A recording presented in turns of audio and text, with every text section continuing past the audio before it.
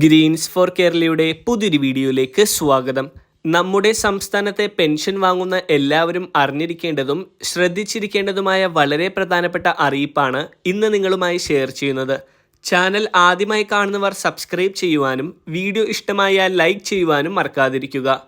സംസ്ഥാനത്ത് അനധികൃതമായി സർക്കാർ ഉദ്യോഗസ്ഥർ ഉൾപ്പെടെ ക്ഷേമ പെൻഷൻ കൈപ്പറ്റുന്നത് ശ്രദ്ധയിൽപ്പെട്ടതോടെ കടുത്ത തീരുമാനങ്ങളിലേക്ക് കടന്നിരിക്കുകയാണ് സംസ്ഥാന സർക്കാർ. വീടാന്തരം കയറിയുള്ള പരിശോധനകളും ബന്ധപ്പെട്ട രേഖകൾ ഹാജരാക്കലും തുടങ്ങി നിരവധി പുതിയ മാർഗനിർദ്ദേശങ്ങൾ എത്തിക്കഴിഞ്ഞു.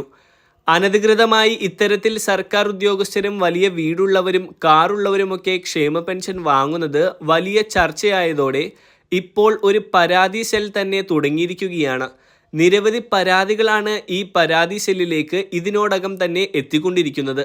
അതിനാൽ തന്നെ അനർഹമായിട്ട് ക്ഷേമ പെൻഷൻ കൈപ്പറ്റുന്ന നിരവധി പേരുണ്ടെന്ന് ബോധ്യപ്പെട്ടിരിക്കുകയാണ്. ഇതിൻ്റെ പശ്ചാത്തലത്തിൽ മുഖ്യമന്ത്രി തന്നെ നേരിട്ട് ഈ വിഷയത്തിൽ ഇടപെട്ടിരുന്നു. അത്തരത്തിൽ അനർഹമായി ആനുകൂല്യം വാങ്ങുന്നവർക്കെതിരെ കർശനമായ നടപടിയും വാങ്ങിയ തുക പലിശയടക്കം തിരിച്ചു വാങ്ങുമെന്നും മുഖ്യമന്ത്രി തന്നെ നേരിട്ട് പറഞ്ഞിരുന്നു. മാത്രവുമല്ല, വാർഷിക പെൻഷൻ മസ്റ്ററിംഗ് കർശനമാക്കാനും ഓരോ മാസവും മുഖം പതിപ്പിച്ചുകൊണ്ട് മസ്റ്ററിംഗ് പൂർത്തിയാക്കുന്നതിനും ഉള്ള പുതിയ നടപടികളും സർക്കാർ സ്വീകരിച്ചു കഴിഞ്ഞു. അതിനാൽ അനർഹമായി ആനുകൂല്യം വാങ്ങുന്നവർക്ക് വലിയ രീതിയിലുള്ള പിഴയും അവരുടെ പേര് വിവരങ്ങൾ തദ്ദേശ സ്വയംഭരണ സ്ഥാപനങ്ങളിൽ പ്രസിദ്ധീകരിക്കുന്നതിനുള്ള സാധ്യതയും നിലവിലുണ്ട്. മാത്രമല്ല, ഇനിയും പെൻഷൻ അനർഹമായി ആരൊക്കെയാണ് വാങ്ങുന്നത് എന്നറിയുവാൻ വേണ്ടി മുഖ്യമന്ത്രിയുടെ നേതൃത്വത്തിൽ തന്നെയാണ് നടപടി ഉണ്ടാക്കുന്നത്. ഓരോ വാർഡുകളിലും ക്ഷേമ പെൻഷൻ വാങ്ങുന്നവരുടെ വീടാന്തരം കയറിയിറങ്ങി ഉദ്യോഗസ്ഥർ പരിശോധിച്ച് ഈ 5 കാര്യങ്ങൾ വിലയിരുത്തി അർഹനാണോ അനർഹനാണോ എന്ന് പരിശോധിക്കും.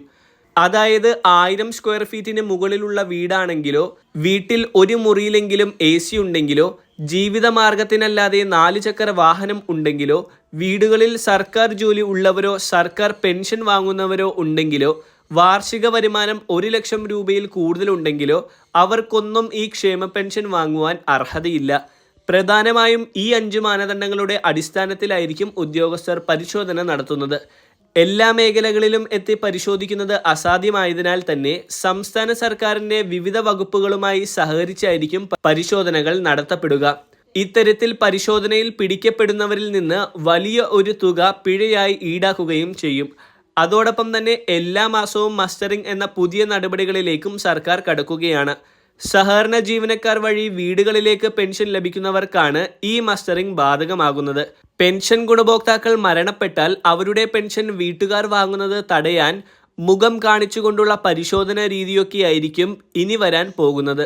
ഇത്തരത്തിൽ ഈ പുതിയ നടപടികളിലൂടെ അർഹർക്ക് മാത്രം പെൻഷൻ ഉറപ്പാക്കാൻ സാധിക്കുമെന്നാണ് സംസ്ഥാന സർക്കാർ കണക്കുകൂട്ടുന്നത്. വളരെ പ്രധാനപ്പെട്ട ഈ ഒരു ഇൻഫർമേഷൻ നിങ്ങൾ മറ്റുള്ളവരിലേക്ക് കൂടി ഷെയർ ചെയ്യുക. പുതിയൊരു വീഡിയോയുമായി വീണ്ടും കാണാം.